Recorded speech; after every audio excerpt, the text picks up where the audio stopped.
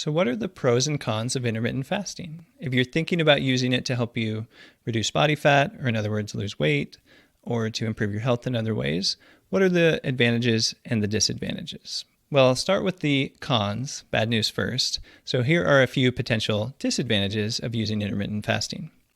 So number one is you obviously have to change some of your habits a little bit. You have to change your routine and your schedule. And so that could be a little bit of a disruption. And then you might feel in the early stages, you might feel a little bit more hungry at certain times of day when you're used to eating and you're not eating anymore. So that's really only early on while you're adapting, but that's something you'd have to deal with. And then there are also some other little side effects that might happen in the early stages while your body is adapting. And that could include things like fatigue or a little bit of a headache or maybe a little acid reflux or whatever. So there are various potential side effects, mainly while your body is adapting. Another disadvantage is that sometimes it could cause a little bit of conflict with your social schedule or whatever. For example, the other day, somebody sent me an invitation to go. They had made a reservation at a restaurant for some restaurant opening, and so it was like a free dinner and stuff. But I had already committed to myself to fast that whole day, doing like a 36-hour fast. And so I had to decline and say no thanks, because I'm fasting. I didn't have to say I was fasting, but I chose to. So occasionally, fasting is flexible. You can change your schedule on the fly, but sometimes if you commit to a schedule, you don't want to constantly change it, right? So occasionally it could kind of cause a little bit of a disruption with some kind of social event or something like that. So those are the main cons that I can think of fasting. And now let's go ahead and get into the pros or the advantages. So one of the big advantages of fasting is that it helps reduce body fat.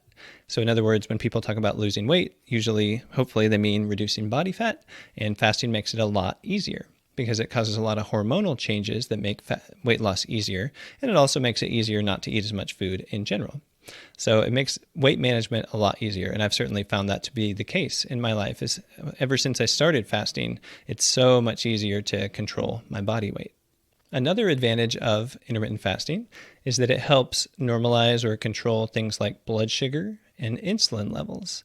So blood sugar and insulin are strongly related to prediabetes and type 2 diabetes. And many people have those diseases nowadays. And there are many of those people, a large subset of those people have been able to completely get rid of type 2 diabetes just by doing regular fasting periods.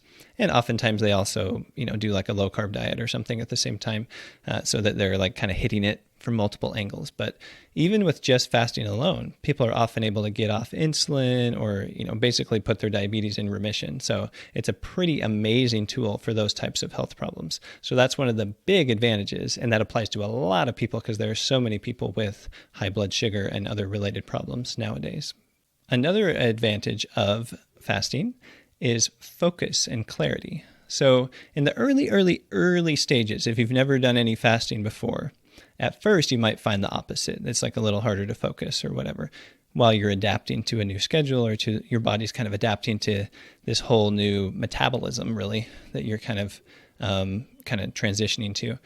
But as you get used to it and as your ketone levels get higher on certain days and things like that, oftentimes you'll be able to focus better and have more mental clarity. So I've found this many times. A lot of times on days when I'm fasting, I have this more consistent mental energy throughout the day. So whereas maybe I would have just had 2 or 3 hours in the morning where I could really focus, and then I'd feel kind of sluggish in the afternoon after lunch and stuff on a regular day when I'm eating, sometimes on a fasting day, that period of focus is 8 hours, 10 hours, the whole day. and sometimes it's kind of amazing just how focused I feel and how much, mental gymnastics I feel like I can do. And it almost goes to another level of euphoria sometimes, especially during a prolonged fast. So that's a pretty cool thing that happens sometimes, is the ability to focus. And that goes right along with the convenience, which is another advantage of fasting. The convenience of being able to skip certain meals and save a lot of time. So if you can save time and be able to focus better, you can get so much more work done on certain days with that approach. Another advantage of fasting is that it reduces your risk of many chronic illnesses. So whether that's heart disease, which is a big killer, right? A lot of people die of heart attacks and things like that.